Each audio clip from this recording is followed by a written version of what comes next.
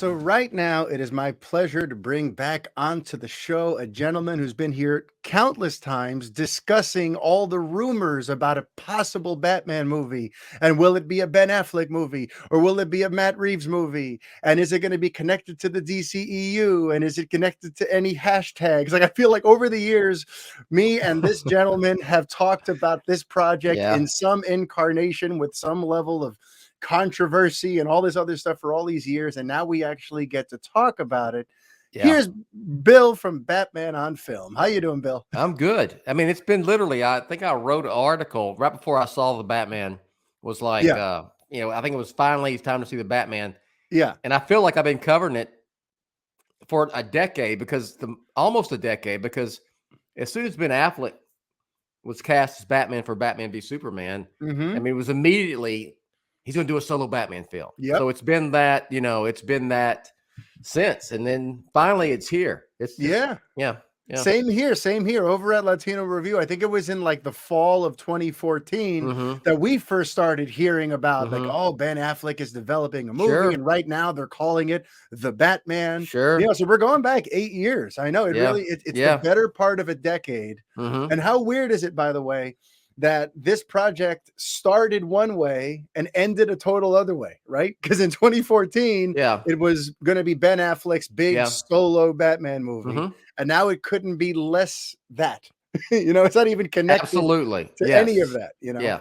I mean, have we ever seen a movie kind of, begin its lifespan like this and end it the way this one has? I feel like there's like a historical thing here. I'm sure there's something that's comparable, Yeah. but not in my wheelhouse or my realm of covering Batman on film or covering or just our loving comic book movies and comic book and period. So Yeah. this is kind of unique, I think. Yeah, the closest for me would be Man of Steel, because technically Man of Steel was the code name for what was going to be Bryan Singer's sequel to Superman Returns, but that was a possibility. But like it's not the same comparison because he didn't get terribly far on that. Like we heard the name and some loose ideas, but like Ben Affleck had actually started, writing a script. We actually kind of started getting the pieces in motion. Joe Manganiello had been cast as Deathstroke. So it's not exactly the same, but the Man of Steel comparison is kind of in that vicinity, Yeah. That's good. That's a good good comparison right there. Yeah. That's why I'm the Superman guy and you're the Batman guy. It works, yes, sir. But speaking of being a Batman guy, Yeah. this week has to feel like just prolonged Christmas morning for you, doesn't it? It's been fun. Yeah. Since last week. Yeah. Yeah. I feel like we should recap because Yeah. while enough people have visited the Batman on Film website to Mhm. crash it just to read your review, That's true. there might be some people who are listening and reading this who don't actually know what you thought of the film. So why don't you just generally recap what you thought of the Batman? I thought it was the most Batman, quote unquote, movie of all the live action films to date. It was it was good. It was beyond good. I loved it. I gave it an A+, man. I mean, I really, and I love the Dark Knight trilogy, and I love Batman 89. Yeah. And I really like Batman Forever, to be honest. This one really, this one hit me. It's as close to my Batman sensibilities as any Batman film has come before, because I am a solo Batman, gritty, street level, noir, detective, grounded, realistic Batman fan, and this was that. This was that, and then some. Yeah, it was. And I'm just curious, since I couldn't fly to Texas and see it with you. Which I know you have a viewing party this weekend, so I'm very jealous of the people who get to do it. But I couldn't be there for you with you to see it. But I'm just curious, was it like right out of the gate? Oh, I'm sold. When the movie started, or did it take a little time for the movie to work its magic on you? It was right out of the gate. The first time you really see Batmaning on the streets, that was it. I knew. I knew. How cool was that? That like they were showing 3 or 4 different like crime scenarios happening. Yeah. But and each criminal entity would look into the shadows when they saw the bat signal up. And it's like he's really only at one of them, but at this point he's developed this reputation that he could be anywhere at any time. I thought that was amazing, because there's always been this talk about like Batman's use of fear, Batman's use of like that mind game on the criminal element there in Gotham. But right there in those very opening moments of Batman, we're seeing the impact he's had and how they think of him and how he could seemingly be anywhere because of this sort of like fear that he's got them all wrapped around, Yeah, and I was it was that, and just you could tell from the get-go it was going to be different than anything we've seen before with the Batman film. And my expectations were like sky high. Yeah. And before I saw it, I like started getting in my head and was OCDing and thinking, okay, am I setting myself up to be disappointed? Blah, blah, blah. And then I saw it and I went, hell no, it exceeded my expectations. So yeah, I'm happy, dude. Yeah. I mean, all right. So I'm trying to think of where we go with this next, because like I've seen you discuss online that with some of the reaction to the film, there's some who are concerned about it not being like kid friendly enough and that sort of thing. I'm just curious for your take on that. Like, does it make you feel any kind of way that this is a Batman movie that you couldn't necessarily bring a kid to? Or are you fine? No, I'm fine with that. I think it's PG-13. I think 13 is the key number there. Yeah. I wouldn't be bringing, look, I'm a dad. Now my kids are all in their 20s, but I wouldn't bring my kids if they were in single digits to see this film. And I actually saw that last night at the screening. The people behind me brought like a 6-year-old. And I'm like, for real? But 13 and up is cool. And I think we get into this deal where, like Batman Returns, not my favorite Batman film. Yeah. But I mean, historically, and there was such a reaction to it because it wasn't fun. Yeah. That we got the Schumacher stuff, which I will defend Batman Forever, because I do like Batman Forever. And Batman Forever is a popcorn. Yeah. It knew what it was and it went for that. Exactly. And there's a place for that. But it's also, and then just like the overreaction to, it's too light. That's not Batman. So let's darken it up. Oh, that's too dark. And it just, it's like a flip flop. I mean, this is Batman at his core. If you know the origin of Batman, 1939 and Detective Comics 27, this is that, Yeah. And it's not necessarily kid stuff. Yeah. The stuff he's dealing with is not kid stuff. Batman is so there is so much Batman media. There's plenty of if you have a young kid, you're a Batman fan, okay? And you have a young kid who you want to indoctrinate into the world of Batman, there is plenty of stuff to do that. I mean, there's Batman Forever. There's Batman and Robin. There's a 60s TV series. There's the Lego Batman movie. There's all the animated stuff, TV shows. So it's not like Batman isn't that like if you don't see the movie, there's no way you can introduce the exactly. Yeah. And it's almost like I don't know. It's just we love superhero cinema and we want comic book films to be taken seriously. So when we can't really, I don't understand why we bitch sometimes when we do get stuff that's taken seriously, and then it's like, well, that's too serious. I mean, honestly, I've been seeing a lot of these weird, like from the people who have had the audacity to give this movie a negative review. I've seen a lot of this stuff where it's like, it's supposed to be a fun romp. Oh, here's another one of these movies that's supposed to be fun, but ends up being a drag. And I'm like, where did we get this impression that everything is supposed to be fun, that everything is supposed to be jovial and colorful? Certain stories require this kind of tone. But what's funny, though, is you're with me, right? But a few years back, there was this sense of like, one of the problems that was being prescribed for like the Zack Snyder movies and the DCEU stuff was that they were so grim dark. And yet here we are going, no, dark is okay. I I'm with you. Okay, my counter to that, or just what I would say, is that I don't think the darkness, or for me, I'll just say the darkness of like BVS, which I'm not a fan of, was not the issue. It's just I wasn't a fan of the portrayal of the characters. Batman, first and foremost, I didn't like. I thought Ben Affleck's performance was fantastic. I just didn't like the characterization of Batman. I got you. I'm a Superman fan too. And you didn't care for Superman. I didn't care the way Superman was portrayed in that film. So I think it was you could have a serious movie that can be dark, that's based on a comic book. But it can be good too. It can be, Well, that's a discussion I'm interested in having nowadays too, with all of these last few years, with all the back and forth between the fans and the critics about what we should expect of these movies and all that. Like, I've always said that the darkness and the tone isn't what hurt those movies, isn't what hurt BVS. It isn't what hurt Suicide Squad. It was more so just the execution of the ideas.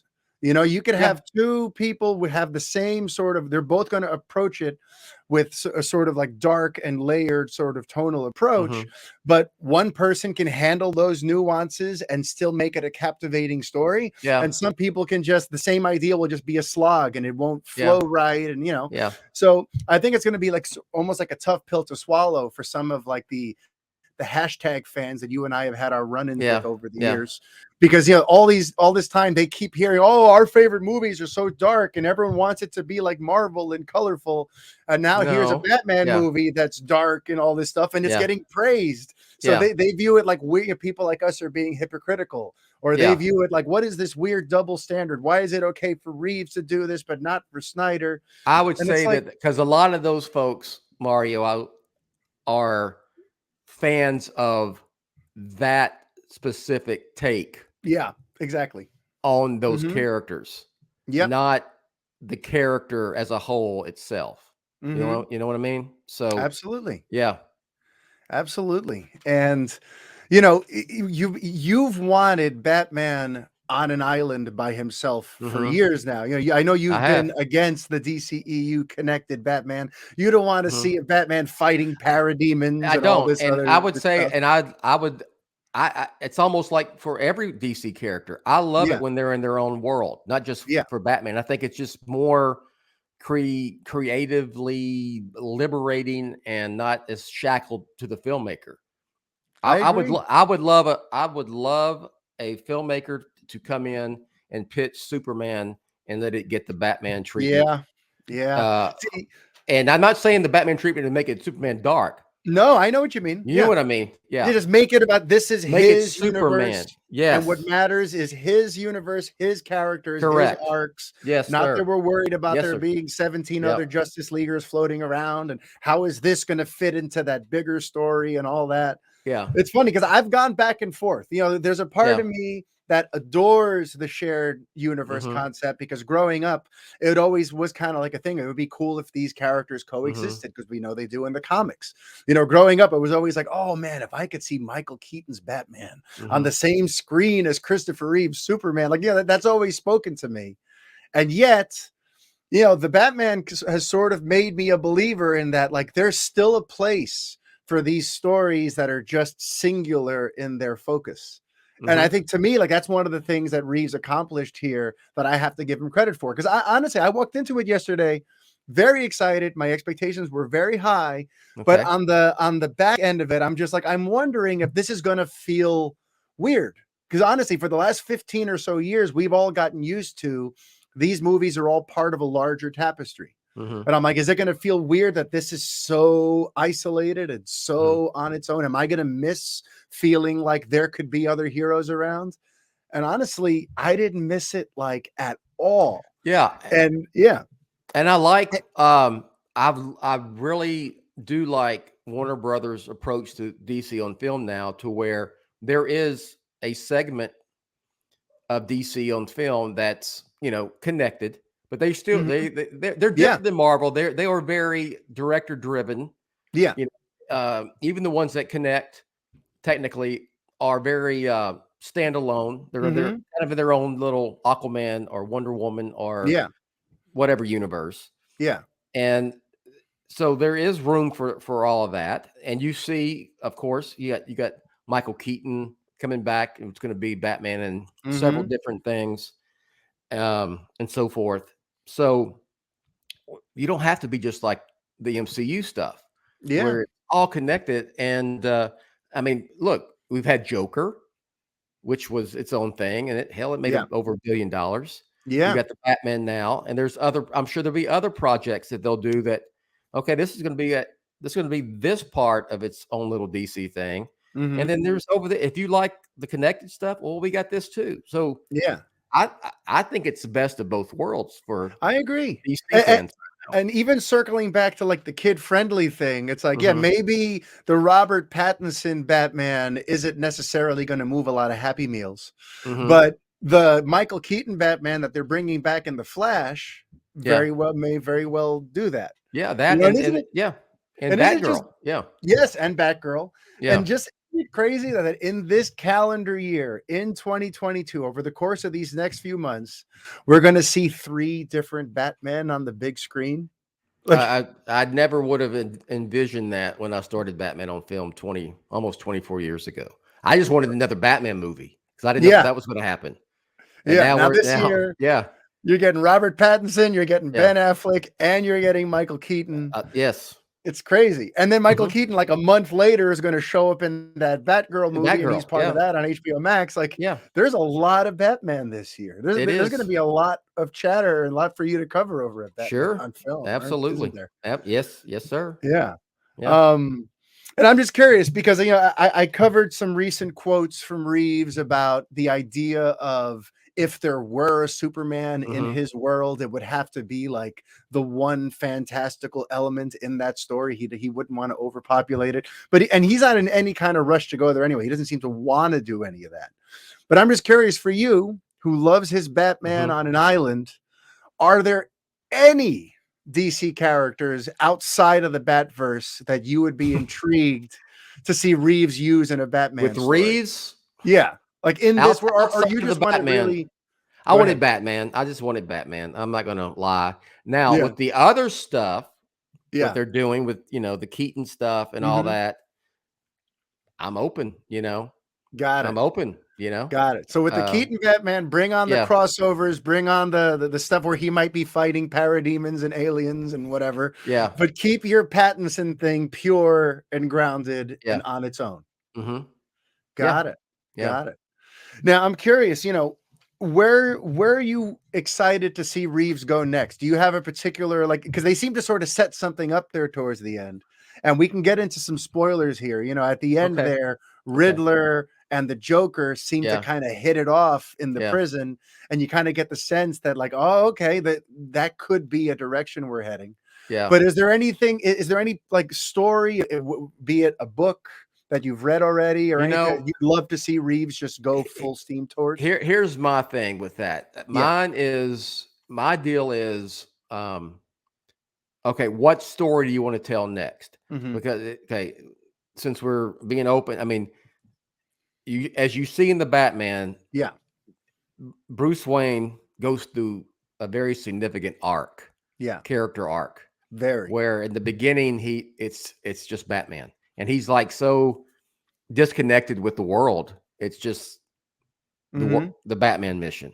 Yeah. And then he has an epiphany almost. And it kind of coincides with the Alfred thing. And then him and Alfred and then his family, what he found out about his family and all that. And then he changes. And at the end, he goes from vengeance to at the end, it's justice. And I can be something for all of Gotham instead of just kicking people, street thugs' ass every night. I'm so glad you brought that up because that's something I've been saying for years too about what is your brand of heroism, right? For some people, heroism, all they need to see to think that someone's being a hero is seeing them beat up the bad guys. Yeah. But for me, heroism's always been more about saving lives and Mm-hmm. helping those in need, not just punching the crap out of Yeah. villains. And at the beginning of the movie, it's all about the vengeance and the violent mission. And it's Mm-hmm. all about like he's trying to create a positive effect on Gotham while leaning into sort of negative things, Yeah. violence and Yes. vengeance, right? But Mm-hmm. then by the end, when one of Riddler's goons says that he is vengeance, Mm-hmm. that was so powerful because then he realized, like, if I'm not careful, I'm no better than these guys because these guys are doing the Yeah. same thing I'm doing. They're Yeah. angry, they want vengeance, they're lashing out and hurting others in the name of their idea of justice. So maybe vengeance isn't a good enough It motivation, was you the know?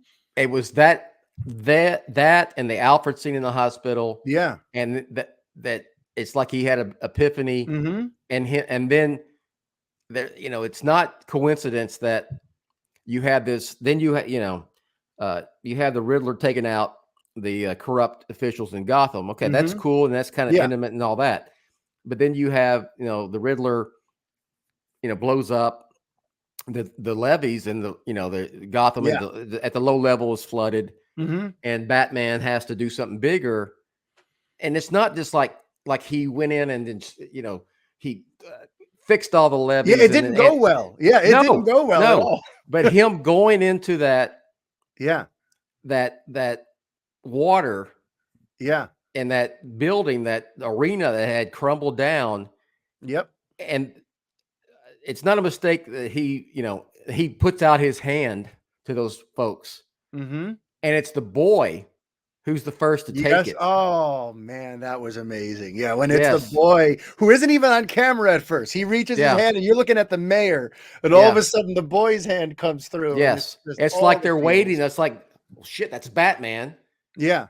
They're And afraid here of he him. is to And help. the boy Yeah. takes his hand, The boy takes his hand Oh, and then oh, he guides them all Mario. out. Yeah, Yeah. I know. Yeah. I Yeah. mean, how about that moment in the first scene when I mean, you see the boy playing with his dad, and at first Yeah. I'm like, is this a flashback possibly? Are Mm-hmm. we looking at the guy who's going to kill Mm-hmm. Thomas and Mm-hmm. Martha? And here's Yeah. Bruce having a tender moment with his Yeah. father, but then it doesn't end up being that. This guy gets killed, and you almost forget about the boy for a second. Yeah. And then as Batman's going through the scene and he's almost ready to leave, he sees the boy who's now processing this loss, and it hits so Yes. close to home And to him, even before that, stops him in his tracks. he sees the little blood print. Oh, yeah, that The was the, the the detective in small him, footprint. he sees it, and he looks, and they go, yeah, That's right. the kid found him. And then he looks at that kid. Yep. Woo, okay. All right. Yeah. Yeah. Yeah. And even just that inspirational visual at the end when he's leading them all out, holding the light, Yes. guiding them They're through this, following him. and they're Yes. following Batman into the Yeah. light. And he's, Yeah. like that was his coming out party. That was Mm-hmm. his birth into being Batman, into being the Being hero we Batman, and know. being a hero for all of Gotham, not for Yes. just himself to Yes. beat the shit out of people Yep. because he's pissed off and he's disconnected from Yep. Here's everybody. how he actually saves Gotham, by Yes. inspiring people and Yes. making people feel like, no, you're not forgotten. No, Mm-hmm. there is somebody out there who's in your corner, who's got your back, and is Mm-hmm. going to make these corrupt bastards pay for what they've Yes. done. And it's, Like that makes me super excited for where things go next yeah. because up until that turning point, listen, I was still loving it and I was all with it, Mm-hmm. but I was just sort of accepting like, okay, so this is more of like a dark, violent Batman. Like Mm-hmm. he seems a little more unhinged and he's more about this vengeance mission. So I'm like, it took me a little bit to like adjust, but I'm like, okay, so Mm-hmm. this is what this Batman is like. Then at the end, when he has that flip, I'm like, oh, so I just watched him evolve into the Batman that I've Mm-hmm. always kind of pulled for. You know Yeah. what I mean? So it was like, that's when I realized, oh, there's a whole arc here. Like we really took Mm-hmm. him place. This wasn't just about solving the crime and getting to the bottom of it. This is about Bruce finding out who he is Mm-hmm. in this role, in Yes, this because world. there's no Bruce before that. There is no Bruce. Yeah. Yeah. And that's so to where we're going to go. I like to see what does Bruce Wayne do next? I mean, does he take up the new mayor's advice, and become more of a philanthropist for Gotham, which I'm Mhm. sure he will. Yeah. I'm always, with me, it's always about, okay, what story do you want to tell? All right, Matt Reeves, what story do you want to tell? And then, okay, what villains will fit that story? What Batman characters will fit and that Riddler fit story? this story perfectly. Yes. Riddler was like, mwah, the perfect casting because for once this.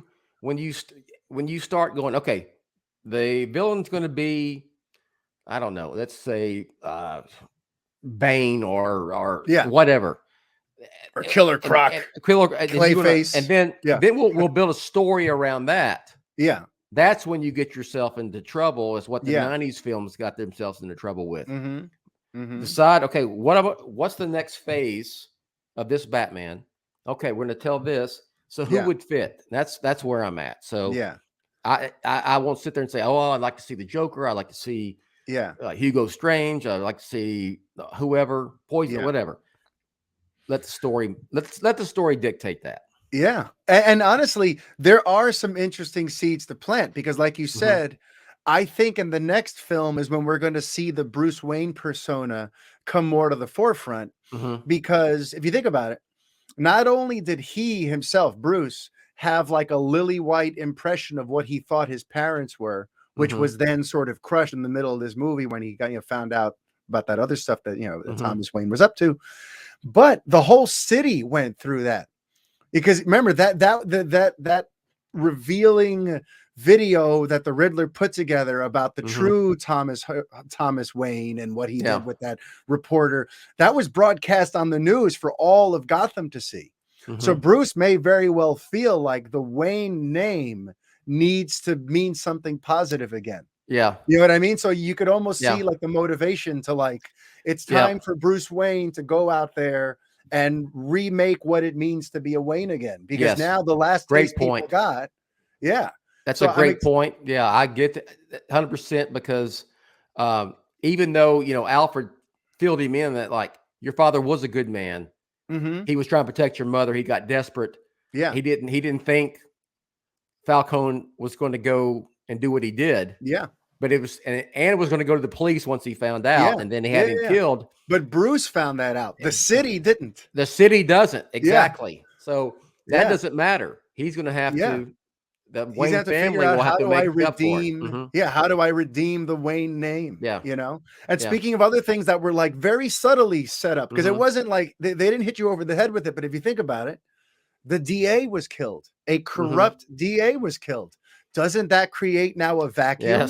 For a young DA, to step in. Harvey Dent's coming. Yeah, exactly. Harvey Dent's coming. Yeah. So this year, it's amazing that like none of it was hit over the head. Like, here's where we're going in the next movie.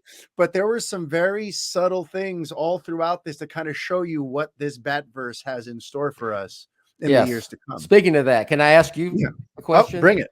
How, after seeing this movie, how ready are you for that Penguin HBO Max series? Oh, absolutely. I swear, I was talking about this on the way out, because when I first heard this, when I first heard of the spinoff, I'm like, all right, I'll probably check it out. It's Gotham, whatever. But after seeing this movie and realizing like, oh, as soon as Falcone gets killed, there's this vacuum of power in the underworld, and now Penguin's going to rise up. Oh, now I want to see how he does that. It perfectly set that up. It no longer felt like an arbitrary sort of cash-in spinoff. Now it feels like a true companion to the movies, And as great as, and he was so good in the role.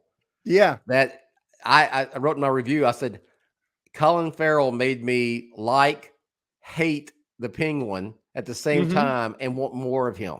And I can't wait to the TV show. So that's amazing. And we're almost out of time. But one thing, if I had to mention something that didn't quite land, and I'm just curious if it landed for you. Well, I won't give I don't want to give my full opinion yet, but the Joker tease at the end. Did you feel like the excitement and the goosebumps that scene was probably meant to make? Meant to make you feel? Did you feel that? I will say this. I mean, let me clarify. I have a caveat here. Okay. I was pretty spoiler free, like 95% going into this film. I knew about the Joker thing. Okay. Okay. Yeah, I remember you were dropping teases and posting pictures of the actor. I knew you knew what was up because you are the authoritative person for all things Batman, of course. But I don't know if that if that dampened your reaction. That dampened it. And, honestly, I mean, thinking about just from a film point of view, you didn't absolutely have to have that scene in the you film. kind of didn't. Yeah, I agree. Because I guess where I'm going with this is that was the one thing where I felt like I should probably feel something here, but I really don't. You know what I mean? Like when he starts to cackle and you see him and Riddler, like, oh, that's definitely the Joker. Oh my God, that's where they're going. I feel like in theory, it should have felt like the end of Batman Begins when Gordon pulls out the Joker card. You know what I mean? I felt like that was sort of like in theory how I should have felt, but for better or worse. I guess to say maybe where Reeves was coming from, was that it was it maybe a little bit of world building to where this may be coming in the future. And also it showed the Riddler just completely unhinged as because the whole mission. You saw that, but you got that when Batman confronted the Riddler, where he told him, that you're just, basically you're just a damn loser, that no one cares about, and he flipped out. This wasn't how this was supposed to end, but how unbelievable was Paul Dano, by the way? Just side note, fantastic, unbelievable. Fantastic. But back to the Joker though, So I know that's what he was going for, and a little bit of world building, and it was an interesting character beat to know that we're not quite done with this Riddler. But I guess between the ending of Batman Begins, which already gave us that big, ooh, the Joker's around, and then getting the Joker in the Suicide Squad that we got for a little bit, then getting the Joaquin Phoenix Joker 2 years ago. And then the fact that even on that Gotham Fox show that I never watched, I know there was a lot of Joker stuff there. And I know there's going to be a Joker on. I know there's going to be a Joker on this Batwoman series that's out now. I'm a little jokered out, so I feel like that was the only thing. You've got to, if Reeves does trilogy, you got to have the Joker to be definitive. But I would say if I had one thing, maybe cut that scene and just save it for the future. But all in all, I mean, the Batman was an unbelievable sort of instant classic in the comic book superhero genre. And it's got me over here waiting with bated breath and breathless anticipation for somebody to do the same thing to Superman. I can't wait till I'm in your position. You're waiting, and I'm in the line right behind you. I promise. I really am. Good. I mean, how cool is it going to be in a few years, hopefully, fingers crossed, where we could have this conversation with the roles reversed, where now there's been a seminal Superman film that we could gush over, and I could be the one who it feels like Christmas I'll be as happy as you are. I promise. Yeah. Well, I'm happy for you, Bill. I'm happy for BatmanOnFilm.com, and I want to thank you so much for coming back here on the show. Anytime, man. And as more information comes out about the sequels, which I hope, it doesn't seem like he's in a rush to do them. It seems like he wants to take a little break and come back to it. And oh my God, I don't blame him. He's been doing this for 5 years, literally. But hopefully, as more information comes out, you can hop back on, or maybe I can go over to BOF. And we can discuss some of this exciting stuff, because things are exciting again, right? I feel like we had this weird limbo there for a few years after 2016. We're talking about DC on film was like, oh, what's going on? But now with the Batman and the Flash and Black Adam, I'm stoked for Black Adam. Exciting. The Flash, it is exciting. I'm with you 100%. All right, good. So we're going to have to do some more World's Finest podcasts, Bill. Yes, sir. That's what this is, World's Finest.